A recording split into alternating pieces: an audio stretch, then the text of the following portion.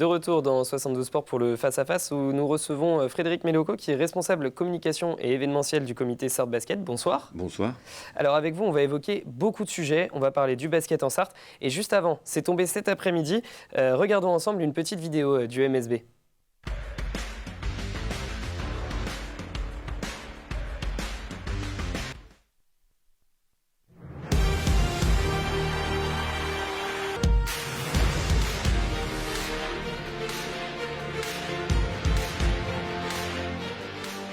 Alors le MSB qui disputera donc la Champions League la saison prochaine, c'est une bonne nouvelle pour le basket en Sarthe ? Oui, c'est une très bonne nouvelle. Accéder à l'Europe, à des Coupes d'Europe, c'est une très bonne nouvelle pour le MSB. Plus de matchs à domicile. Voilà, une compétition qui est relevée et qui montre un petit peu le niveau. Donc c'est intéressant à suivre, surtout si on performe. Donc c'est intéressant, oui. Les résultats de cette saison, les playoffs, le MSB qui était en playoff, qui était en finale de Coupe de France, est-ce que le MSB permet d'attirer plus de licenciés ? Oui, le MSB est un vecteur d'envie. Voilà, c'est une vitrine, mais un vecteur d'envie. Voilà, aller voir le MSB, c'est se projeter sur plus tard. Qu'est-ce que je ferai en tant que basketteur ? Ça me plaît pas.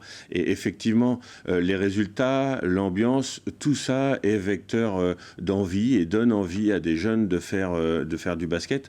Même s'il y a d'autres vecteurs plus impressionnants comme l'équipe de France et la NBA, mais en local, pouvoir dire dans un quart d'heure, je peux aller en Tarès et voir un match. Là, voilà, et puis on est une terre de basket depuis très longtemps, ça existe depuis très longtemps. Donc oui, les résultats du MSB sont intéressants dans ce sens-là, et la tenue du MSB en Betclic Elite, c'est intéressant dans ce sens-là. Oui, une belle saison pour le MSB, mais je voulais aussi vous poser une question sur un autre événement qui avait lieu pour le coup ce week-end.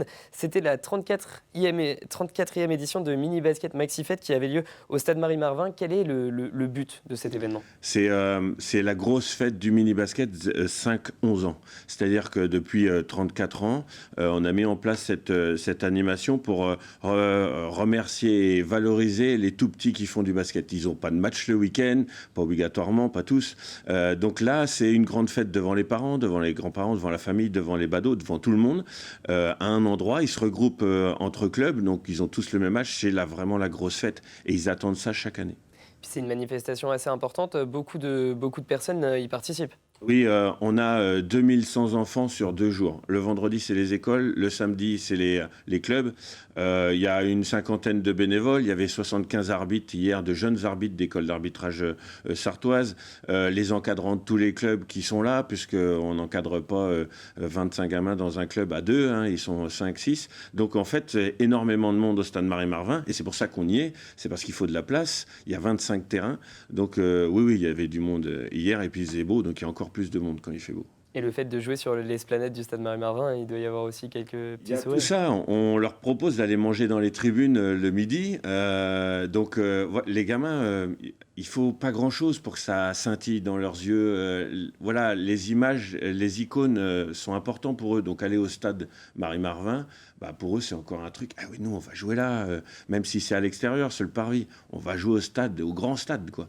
Donc oui, c'est intéressant. Alors vous parliez le vendredi, en effet, c'est pour les scolaires. Est-ce que ça permet d'attirer de nouveaux licenciés qui pourraient se plaire dans le basket ? Alors d'attirer, pas obligatoirement, mais de faire connaître, de renseigner, d'informer que le basket, ça existe, qu'on peut en faire. Et même à l'école, entre élèves qui ne sont issus d'autres sports, on peut faire du basket. Puis nous, derrière, on a l'opération Basket École, où les écoles peuvent contacter le comité et les clubs autour de chez eux pour avoir des séances d'animation basket dans leur école pour leurs élèves au fil de l'année. Donc tout ça, c'est un programme dans le développement du basket chez les jeunes. Et la proposition, tous les enfants vont à l'école, donc c'est aussi intéressant d'aller vers les écoles pour proposer ça. Et puis depuis cette année, il y a une nouvelle loi qui dit qu'une demi-heure de sport chaque jour à l'école. Donc le basket est un sport comme les autres, ou collectif en plus, donc les écoles, c'est important. Alors, vous parliez des enfants dont le regard brillait. Il y en a un qui était aussi assez heureux de cet événement. C'est Jean-Michel Dupont, le président de la Ligue de basket des Pays de Loire. Je vous propose qu'on l'écoute au micro d'Amoun Chamsoudine. Ça fait énormément plaisir puisqu'on a un engouement avec le nombre de licenciés qui a augmenté partout en France et en particulier dans les Pays de la Loire et même dans la Sarthe. Mais c'est la base même d'une structure de basket d'avoir des jeunes, de former des jeunes. On a eu des craintes après évidemment la période Covid, mais on constate, on est tous charmés puisqu'on voit le nombre de licenciés qui augmente et l'agrément des gens qui se retrouvent dans les finales de championnat, de coupe, des rassemblements où il y a beaucoup de monde. Nous sommes la première ligue de France à avoir 67% des 390 clubs de la région qui ont un salarié. Ça représente quand même une importance pour le développement des structures. Jean-Michel Dupont, plutôt positif sur le constat. À votre échelle, comment est-ce que vous jugez les performances de cette année ? C'est très très positif. Nous, c'est record de licenciés en Sarthe. On a dépassé la barre des 8000. On était à 7204 l'année dernière. Là, on est à plus 8024. On était samedi dernier. Donc, dans les résultats, par exemple, jeunes, on n'a jamais eu autant de champions région, autant de demi-finalistes ou de finalistes des championnats régionaux. Il y a encore des clubs qui performent dans les championnats nationaux jeunes. On a des équipes seniors. Les filles de Saint-Pavin montent en National 3. Bon, il y a quelques descentes, mais... Justement, on va en parler un peu de ces descentes, forcément, parce que ça reste les vitrines, malgré tout, aussi du basket sartois. La JAL qui malheureusement descend en N3. Quelle importance ça a, par exemple, pour le comité, une équipe qui descend de N2 à N3 ?